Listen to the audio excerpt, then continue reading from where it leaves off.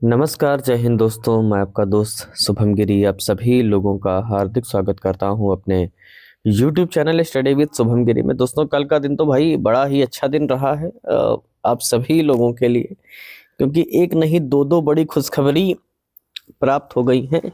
एक से तो मैंने आपको कल ही इंगित करवा दिया था, एक और दोस्तों मिल गई है। ठीक है, और वो क्या मिली है उसके बारे में भी दोस्तों चर्चा हम करेंगे।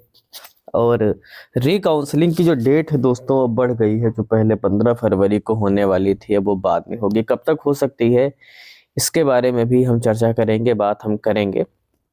मगर आगे बढ़ने से पहले मेरा आप सभी दोस्तों लोगों से निवेदन है कि अगर आप हमारे चैनल पर नए हैं या पहली बार जुड़े हैं और आप चाहते हो कि निरंतर रूप से आपको सारी सूचनाएं विधिवत मिलती रहे, तो आप प्लीज़ हमारे चैनल स्टडी विद शुभम गिरी को जरूर सब्सक्राइब करें और बेल की घंटी को जरूर बजा दें, ताकि मेरी आने वाली सारी वीडियोस की नोटिफिकेशन आपको मिलती रहे। और अगर आप हमारे टेलीग्राम चैनल से दोस्तों जुड़ना चाहते हैं तो उसका लिंक आपको डिस्क्रिप्शन बॉक्स में मिल जाएगा।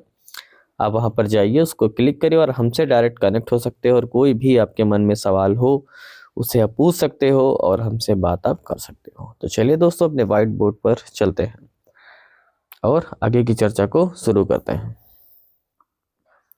ये दोस्तों लेटर है जो कि जारी हुआ था। ठीक है, और इसमें दोस्तों एक नहीं आपकी दो दो खुशखबरियां दी गई हैं। एक तो मैंने बता ही दी थी, चलिए पहले मैं आपको दूसरी मैं बता देता हूँ, उसके बाद मैं पहली वाली को रिपीट करता हूँ। ठीक है तो चलिए यहाँ से मैं बात करता हूँ कि बिहार सरकारी सेवक की परिवीक्षावधि नियमावली 2024 के नियम का प्रतिस्थापन। 5वां पॉइंट देखिएगा, सेवा संपुष्टि कि आयोग की अनुशंसा से सीधी भर्ती से नियुक्त सरकारी सेवकों की सेवा निम्न अपेक्षाएं पूरी करने के उपरांत संपुष्ट की जा सकेगी। कि नियम 4 में यथा निर्धारित प्रवेशकालीन प्रशिक्षण के समय सभी चरण को सफलतापूर्वक पूरा करना, जिसमें इन चरणों से संबंधित प्रशिक्षण संस्थान द्वारा यथा निर्धारित परीक्षा असाइनमेंट पूरा करना सम्मिलित होगा। केंद्रीय परीक्षा समिति राजस्व परिषद द्वारा यथा निर्धारित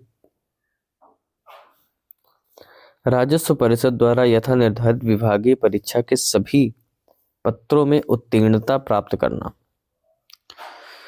संबंधित सेवा संवर्गीय नियमावली में यथा निर्धारित अन्य अपेक्षाओं को पूरा करना। इसमें कुछ पॉइंट्स दिए गए हैं। ठीक है, यहाँ पर देखिएगा, सरकारी सेवकों को केंद्रीय परीक्षा समिति राजस्व परिषद द्वारा यथा निर्धारित विभागीय परीक्षा के सभी पत्रों एवं संबंधित प्रशिक्षण संस्थान द्वारा यथा निर्धारित परीक्षा असाइनमेंट में अधिकतम अंक लाने का प्रयास करना होगा, क्योंकि इसकी अधिमानता संबंधित सरकारी सेवकों के पारस्परिक वरीयता के निर्धारण में भी दिया जाएगा कि यानी कौन नंबर ज्यादा लाया है।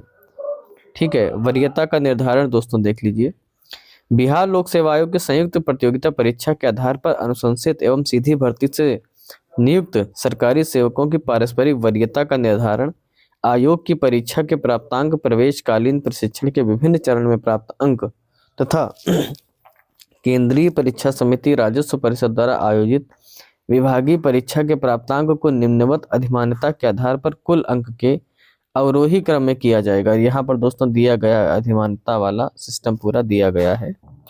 ये तो दोस्तों पूरा फार्मूला मैंने आपको बताया कि आप लोगों का जो वरीयता क्रम रहेगा उसका फार्मूला क्या रहेगा। अब एक चीज और दोस्तों समझ लीजिए कि आप पहले जो वेतन बढ़ता था, आप जिस दिन से योगदान करते थे, यानी जिस दिन से आप स्कूलों में पढ़ाना स्टार्ट करते थे, ठीक है, आपको उस दिन से क्या होता था कि आपका वेतन बनना स्टार्ट होता था।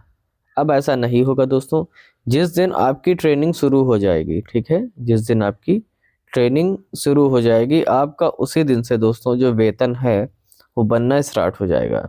क्या होता था कि अभी तक ट्रेनिंग पीरियड में जब बीआरसीसी में होती थी तो बहुत सारे भाई बहनों को रूम वगैरह लेना पड़ता था, बाहर रहना पड़ता था, खाने पीने का सब इंतजाम खुद ही करना पड़ता था, जिसके कारण बच्चों का ना बहुत सारा जो पैसा था वो खर्चा हो जाता था। मैं खुद दोस्तों आपके समक्ष उदाहरण हूँ, लगभग मान करके चलिए 45 से 50 दिन तक हम लोग को बाहर रहे हैं और इस टाइम पीरियड में यकीन मान लीजिए 15 से 20 हजार रुपए हम लोगों का आराम से खर्चा हो गया था, आराम से खर्चा हो गया था सब कुछ मिला करके। क्योंकि जब कम दिन के लिए आप कोई चीज़ लेते हो रूम लो कुछ लो तो वहाँ पर रेंट ज़्यादा हो जाता है, लेकिन जब आप स्थायी तौर पर कहीं पर रहते हो तब वहाँ पर इतनी दिक्कत नहीं आती थी। तो अब दोस्तों दिक्कत नहीं आएगी, आपको ट्रेनिंग पीरियड में ही जो पैसा है वो मिलना लगेगा, आपकी सैलरी दोस्तों बननी वहीं से स्टार्ट हो जाएगी। ये एक बहुत ही अच्छी गुड न्यूज़ है आप सभी लोगों के लिए।